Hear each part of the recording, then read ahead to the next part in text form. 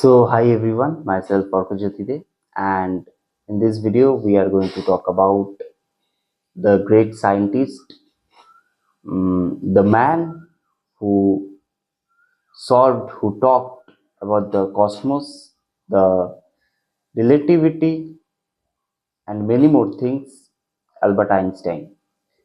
But today we are going to look about uh, a rare moment in Einstein's life which you might not know. That Okay, so without further ado, let's start. Einstein once wrote in a letter to his friend that if I am but to reborn, if I am again going to take birth again, then I don't want to be a scientist. I want to be a plumber. How surprising it is that the man has fame all over the world. Every kid, every people, everyone knows him. uh, People want to be like, if you're like about a 10% of Einstein, it is considered to be great, it is considered to be huge. But what he said, that if I am reborn, I don't want to be a scientist again, I would prefer to be a plumber. Why a physicist, a scientist told this? A plumber is a very humble life. He won't get the fame, the name, the popularity, or the wealth that he have created. So why? Why he told that? See, there are two things. One is knowledge, and the other one is joy. And I am telling that I'm not making this out of my mind. That Einstein told this. It is written in a letter to his friend. So there are two things. One is joy and one is knowledge. Knowledge only cannot satisfy your soul. You need to be joyful, you need to be blissful, right? So in his journey, in the journey of Einstein, he solved a tons of equations, but he felt lonely, right?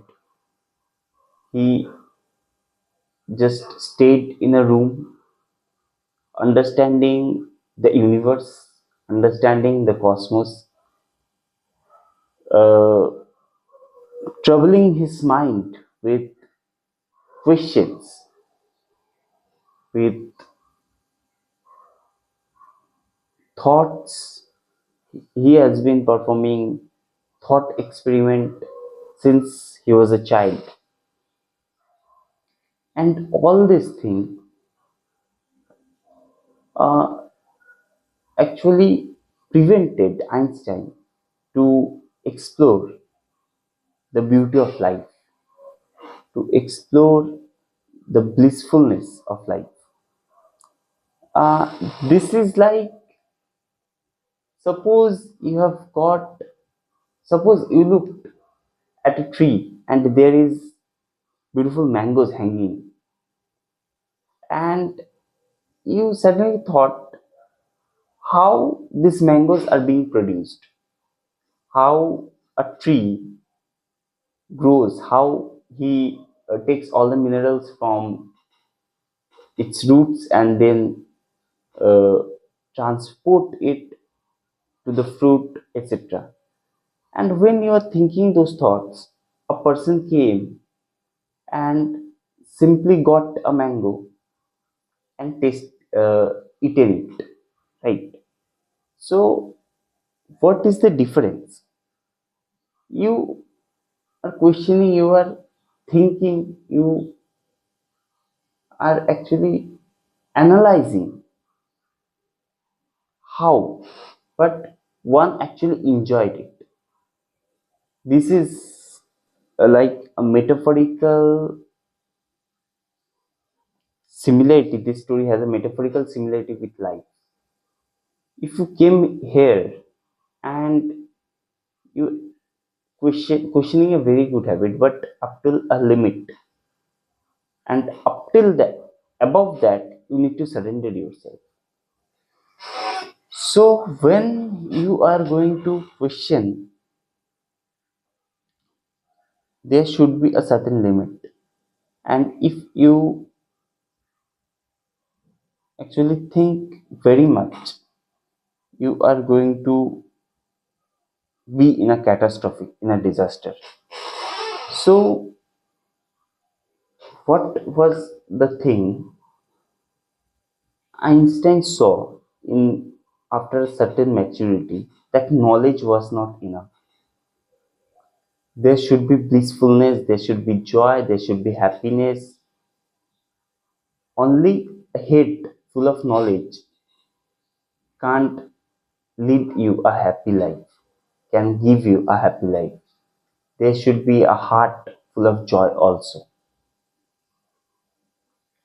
And why he chose plumbing? Plumbing he chose because it is a simple job. It doesn't require too much of technical knowledge. It is a humble job, and it is like fixing the pipes or uh, let the water flow and make people happy by helping them, right? And here you can see that helping people is very very important. Like, the only true happiness comes from helping. When you think, intention is very very important. Suppose you want to be, suppose an uh, IPS officer maybe, or IAS officer, but you want to be that officer for the perks or for the enjoyment or for the luxury life. But if you want to be that for helping people, that's where the difference comes. And if by any chance or by any means you don't happen to be an IPS officer or an IPS officer, that won't stop you from helping people.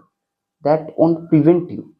You will somehow or by some means find a way to help them. And actually, uh, if you will look, without everyone others, we are actually void and nullified. We don't have too much of, like, humans can't stay alone. Humans are not made to stay lonely, right? They are made to stay in a society. They are made to stay in a group. So that's it. That geniusness without bliss feels meaningless. And see, there is a very good line that the mind seeks answer, but the heart seeks meaning. The mind seeks answer, and the heart seeks meaning. So, wisdom is not like having every knowledge in this world. Wisdom is like having a limited amount of knowledge. Having knowledge is very good, but having certain amount of knowledge and like implementing it into your life. If you have a lot of knowledge and you're not implementing it, that's not fine. See, people always say that knowledge is power. I say knowledge is never power. Implementation of that knowledge is power. Execution and implementation is one of the most important step which you need to keep in your mind. So, like, Socrates says that The more you will know, you will came to know that you know nothing. जितना तुम जानोगे उतना जानोगे कि तुम्हें कुछ नहीं पता. Because the cosmos is so huge, and I think humanity, the whole humanity, may know 1% or 10% of the total knowledge. So, how can you be able to grab, to get everything in one life, in one lifetime of period, in one period of life? So, it is a short span of time. You came here, you enjoy, you suffer, you go. So, that's a cycle or loop. And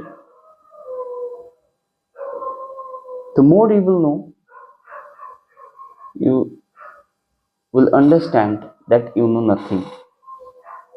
And when you will think about it deeply, your ego will just vanish. Your, like, the superiority that you hold within, that you think that I am superior than, like, than this one, than that person or this person, everything will get vanished in a moment when you will understand the size, the complexity of this universe. And with the ending line that Einstein taught us relativity, but with his final wish, he taught us humanity. See how beautiful the line is. Einstein taught us relativity, but with his final wish, he taught us humanity. And I would like to add on another story because I think the time is,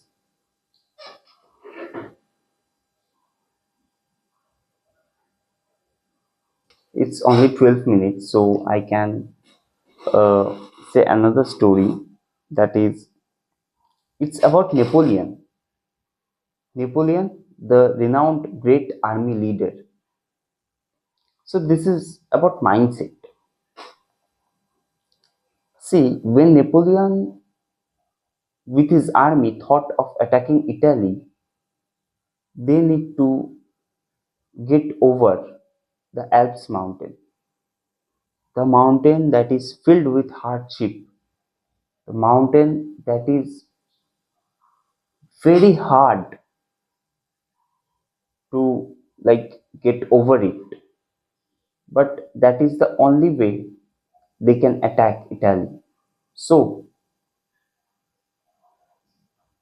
but Napoleon don't, like, consider anything impossible.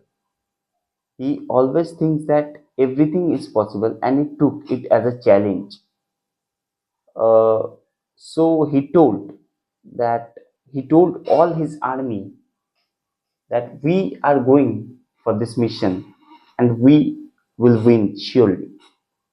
So they started off their journey, and after, like, after a long walk, they carried cannons, they carried artilleries, weapons. So they got pretty exhausted after after a certain amount of time, and they asked how far is Alps mountain.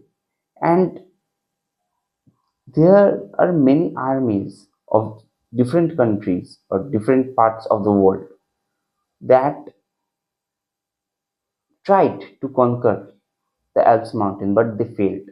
They all died. So there is a fear in Napoleon's army that we are going to, like, we are going to conquer that mountain, which is very hard to do. So there is a predefined notion about the mountain, that it is hard. And that's what Napoleon wanted to completely remove from their mind. Because when you think that a certain task is difficult, or a certain thing is uh, very hard to do, it eventually become hard to do. Because while you are doing that task, you are not giving your 100% in that task.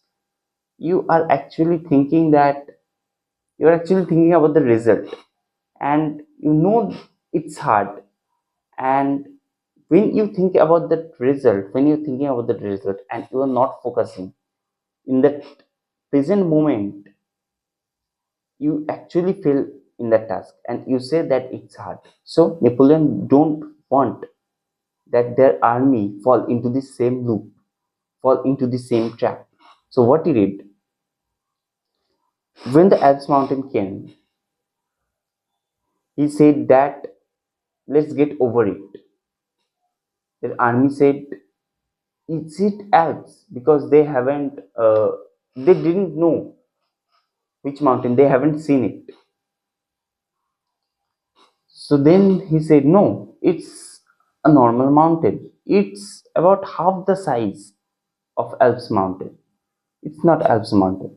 Just get over it, and then we need to go a little bit. Then our destination will surely come. So the army thought that it is not Alps, but in reality, it is Alps mountain.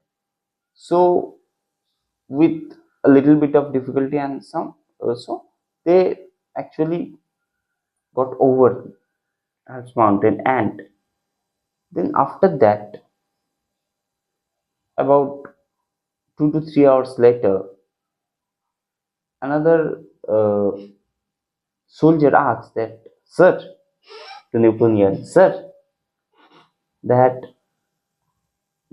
where is Alps mountain? How far it is from? Napoleon said, we overcome it. Everyone in the army was amused that what? We overcame. Napoleon said, yes.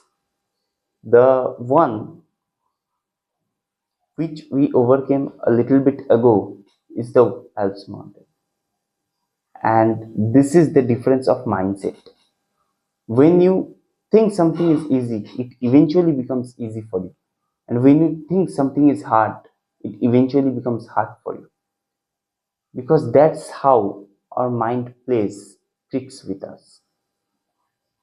And you must have seen in the picture MS Dhoni, the untold story, that like when Yuvraj Singh met Dhoni in the like Dhoni's team in the basketball court, I guess he he just carrying himself in a very good way. He uh, just get on his bike and went off, and all his teammates were looking at Yuvraj Singh, how great the player, how great player he is. He is a great player, no doubt, but their teammates have a preconceived notion that he is very good. He is like he can he will destroy us in tomorrow's match in day two. So like Dhoni says that we didn't lose in the cricket field, we lose at the basketball court. So this is all about mindset, and you should keep this in mind before getting into a task or stuff like that, and it will help you a lot. So Orkujotide signing off. Thank you.